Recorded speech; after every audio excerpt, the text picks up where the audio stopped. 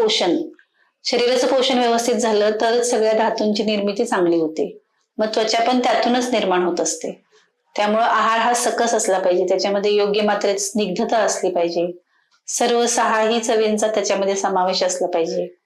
या उपर ते वेळेवर घेतलं पाहिजे, योग्य प्रमाणात घेतलं पाहिजे. हे सगळे आहाराचे नियम पाळले आणि शरीराचं पोषण चांगलं झालं तरच त्वचा टवटवीत छान दिसू शकते. ह्याच्यामध्ये ऋतूनुसार पण बदल करणं अपेक्षित आहे. म्हणजे थंडीच्या दिवसात फार थंड पदार्थ न खाणे किंवा स्निग्धता शरीरात योग्य प्रमाणात असणे, आतून तुम्ही तेलाचा तुपाचा व्यवस्थित वापर करणे, याशिवाय बाहेरून अभ्यंग करणे, ह्या सगळ्याचा परिणाम म्हणून जे काही स्निग्धता शरीरात मेंटेन होते आणि त्वचा त्यामुळे चांगली दिसते. याशिवाय उन्हाळ्यात समजा तुम्ही द्रव पदार्थ जास्त प्रमाणात घ्यायला पाहिजेत, इतर ऋतूत ते कमी प्रमाणात घ्यायला पाहिजेत. या सगळ्याचा साकल्याने विचार केल्यानंतर पोषण जे व्यवस्थित होईल तेव्हाच त्वचा